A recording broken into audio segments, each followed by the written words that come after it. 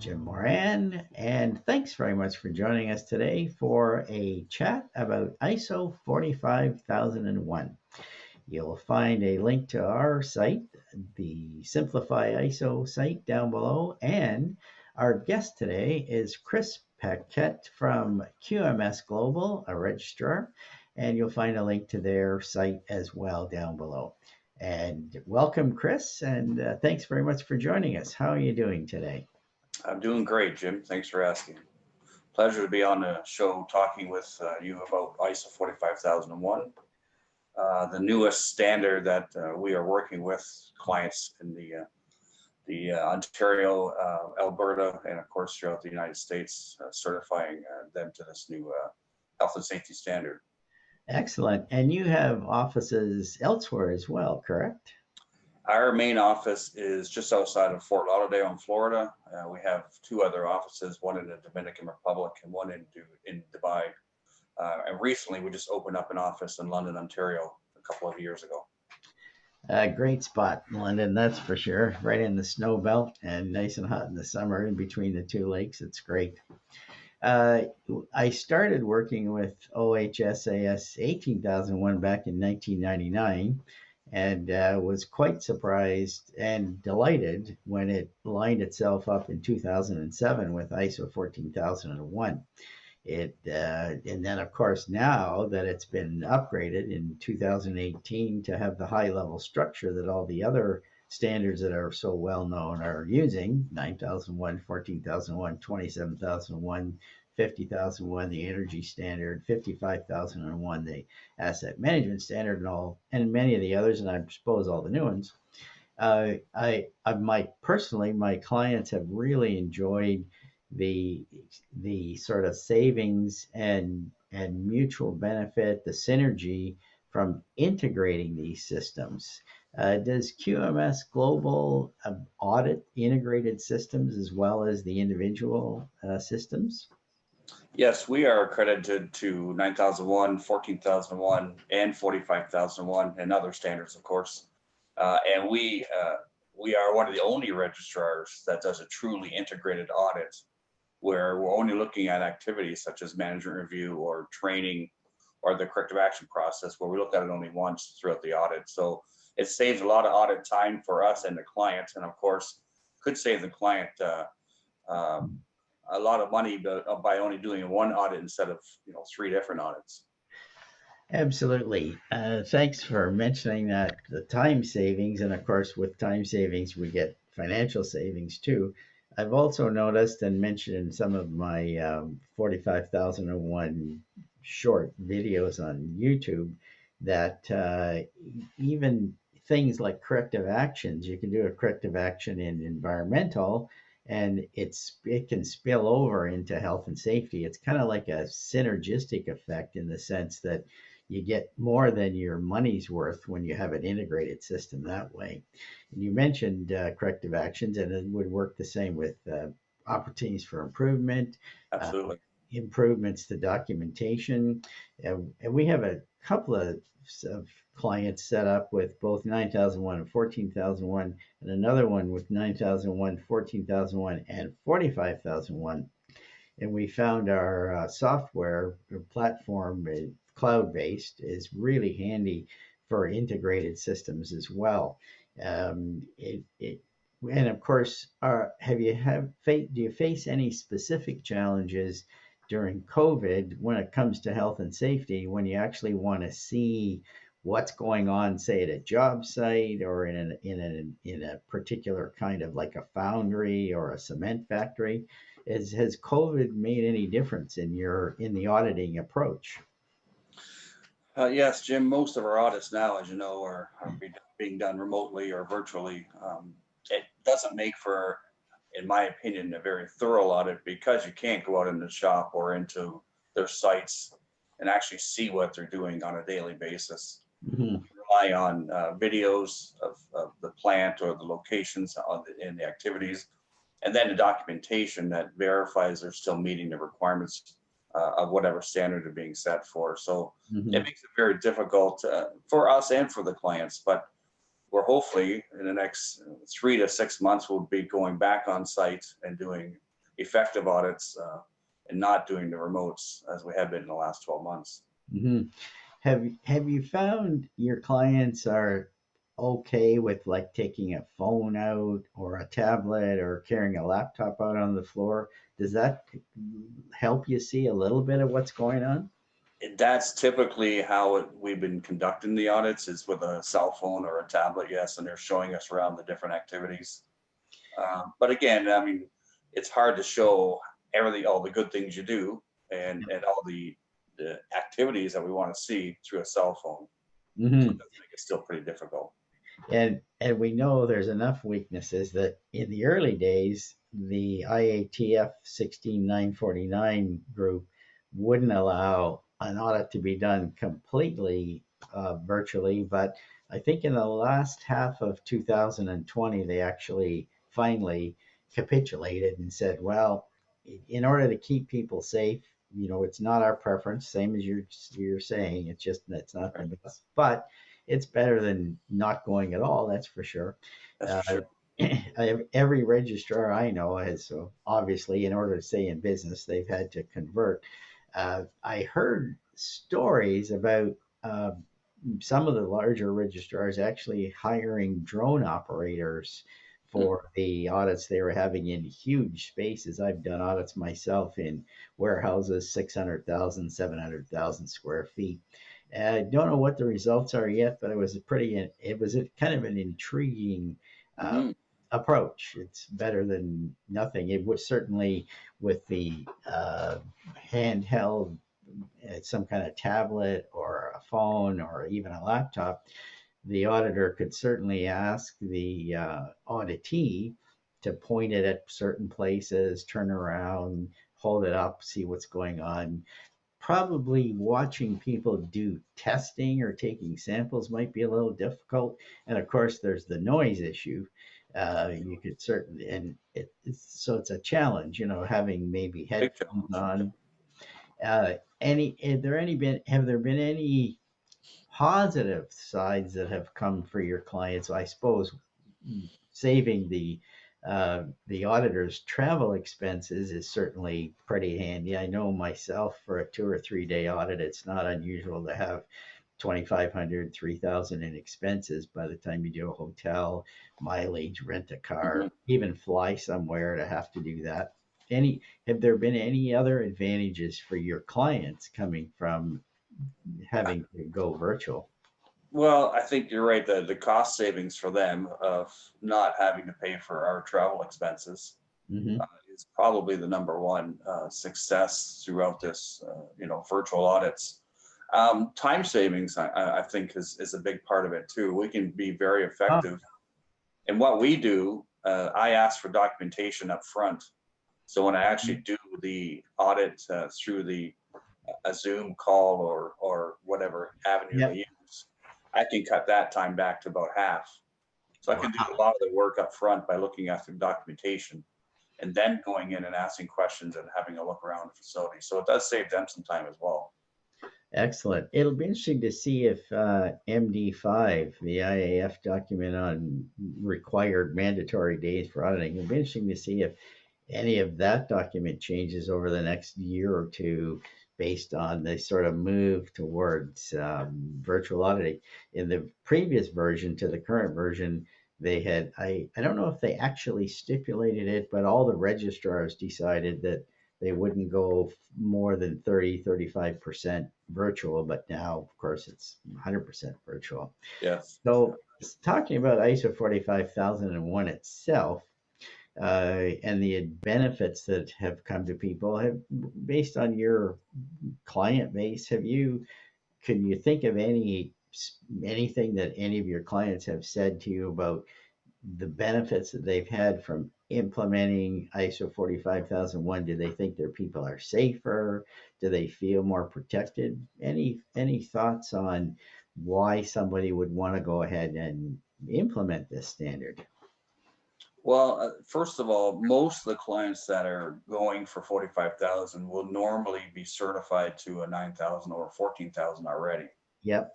Adding that on as an extra standard to be accredited and certified to if they have a good health and safety program, it's fairly easy. And they usually go through the audits very successful. Well, I think one of the big advantages in Ontario now is the core program that the contractors have to comply with. There's a new core standard out, it's called Core 2020.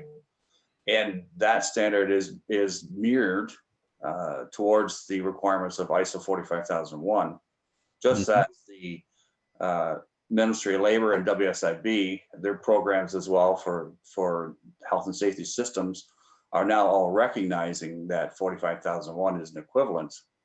So first of all, the core audits are very regimented and very checklist based. Whereas, ISO 45001 is a management system. And I think that's the big advantage of having a management system rather than checking off the box to make sure we do everything. It forces and it allows the results of the health and safety performance to be reviewed by top management and then make changes based on what they see, what's happening throughout the process. It's certainly gives a company some sort of not structure, but it gives you a framework to do a health and safety, or to gives them a framework to keep their people safe. That's for sure. And of course, that's the number one concern of any organization: customers, employee safety, and so on. And I really liked the additions in 45,001 for management responsibility in clause 5.1. The extra emphasis on, more than emphasis, the extra requirements for worker involvement, worker consultation, and making sure people feel free from worry about being intimidated or reprimanded or whatever for mentioning health and safety issues. And I'm sure any viewers of this podcast would have their own local health and safety laws, regulations, conventions, whatever, depending, and it'll vary widely country by country, that's for sure. It'll be interesting to see over time how well it gets accepted. I know that the environmental standard took a while to catch on because of the different countries' views about their own environment and how they should or shouldn't take care of it. And now, luckily, a lot of the big purchasers in global trade are requiring that organizations be certified to ISO 14001. And I'm hoping that before long, they start to require the same thing of safety. You pointed out, too, that pretty much any provincial, and I imagine in the States, any state work that's being done, any construction, they require OSHA in the States, or require CORE here in Canada, or an equivalent. And it came from the West. We saw CORE migrate from the oil patch. And as you mentioned, they're now accepting some, in many cases, they're accepting 45,000 as an equivalent. So what I hope that some of the registrars do over time, you guys could be one of them, is just do some kind of project where you actually show that a company's and personal, or the company's health and safety performance actually improved after they had implemented it. These things are always difficult to quantify, but if we could show, for example, if an organization operates more safely and looks after their people better, their premiums aren't going to go up. And have you heard of any other advantages that any of your clients have expressed from getting getting certified to 45,001?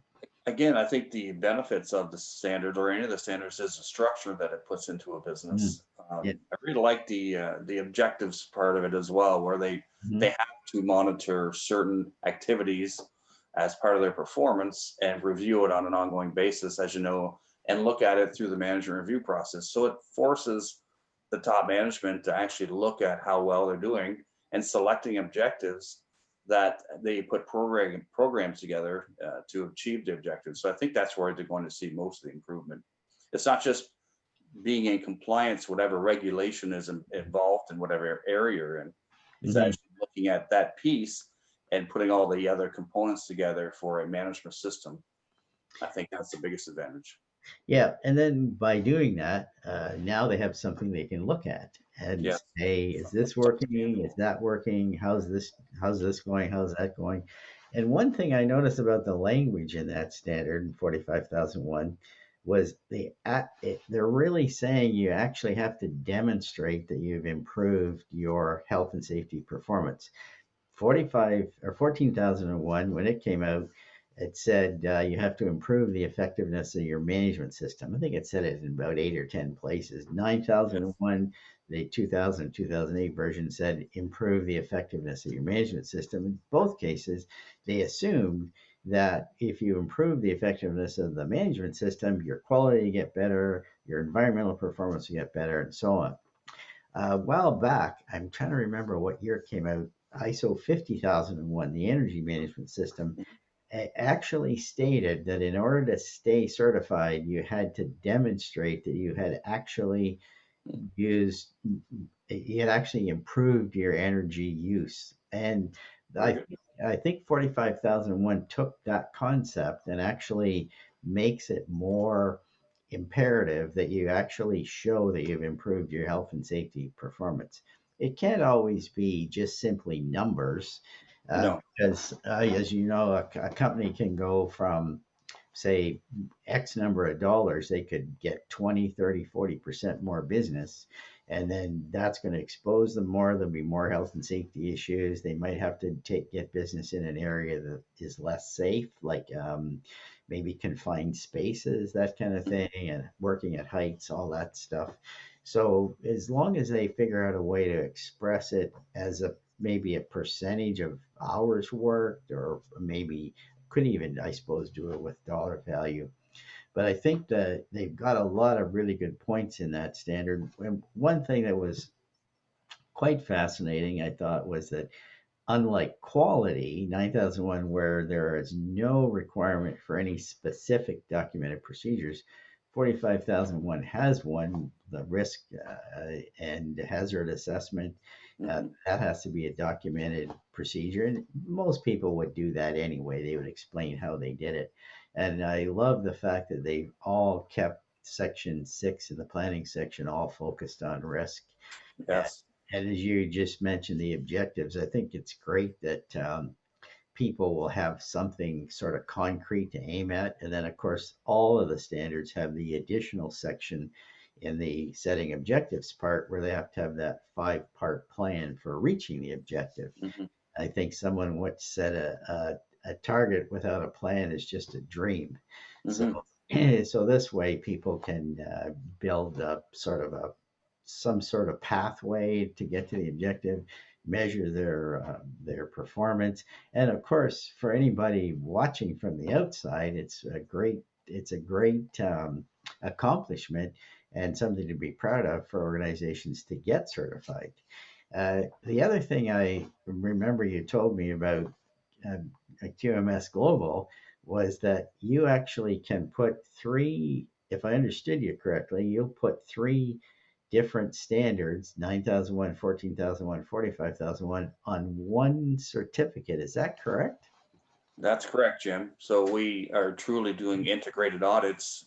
Then we'll again save the client some money by issuing only one certificate instead of three or four. I have a client that has 9, 14, 45, and 27 all on one certificate. So they have a lot of wall space where the old certificates used to be. That's really an advantage, and why not? Because they're all They're so virtually, similar. the structure is the same now with the high level structure. Hmm. It's certainly made my job a lot easier as an implementer of management systems and even training. It's oddly enough, I just finished a training course with an organization that makes biofuels, and it was called Auditing an Integrated Management System. And we actually started out the first 4 sessions, 4 3-hour sessions. I guess you'd call it 2 days. It'd be like 2 days in a classroom. We went through each of the clauses, 4, 5, 6, 7, 8, 9, and 10, and showed where 9,000 was the same as 14,000, as was the same as 45,000, and then highlighted the differences. Hmm. And like you just described on your registration audits and your surveillance audits, you can you can audit context in like 15 minutes Yeah, it's pretty quick. instead of 45 minutes like it would have to be if they were three separate audits. So there are just so many advantages. It's fantastic what can be done with this high level structure and the common language all the way through.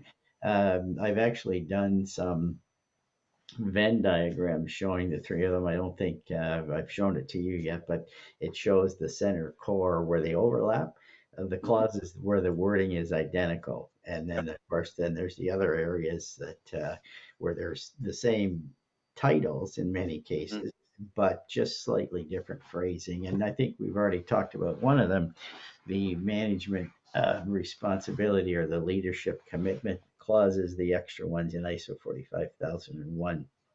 So, as an organization, are you seeing ISO 45001 applications kind of picking up a little bit, or are they both the same as they have been?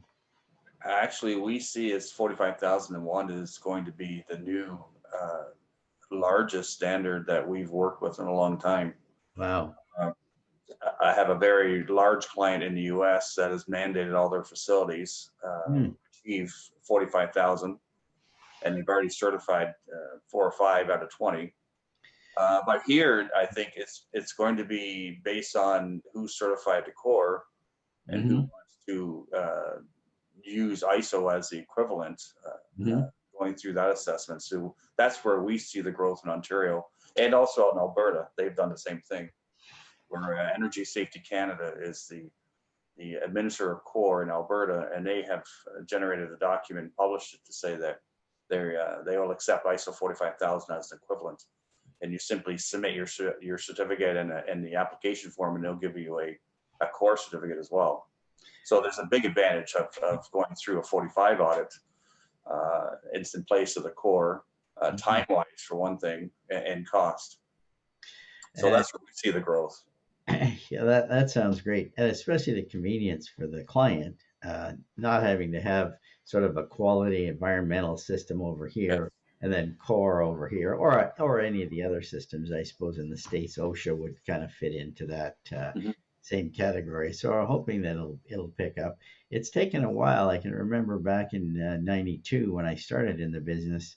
It wasn't that well known in the states, and there were also sort of I guess cultural things as well. That if it wasn't invented here, how good can it be?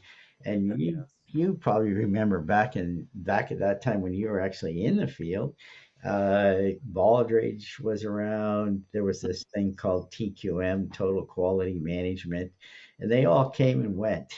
And Yeah. there were actually, and Six Sigma got started, I think, in the late '80s with Westinghouse, General Electric, and Electrohome. They're, that 3.6 parts per million thing, and for them it was great. And they're still lean, seem to come along pretty well. But the ISO standards seem to have been able to withstand sort of small hits from pea shooters along the way, and just kind of, I guess, the fact that they're so well known, they're used in so many countries. I'm sure that ISO is now in at least 180 countries around the world. It's been translated into many, many, many different languages, and 45,000 will be the same. I'm sure it will. I'm sure.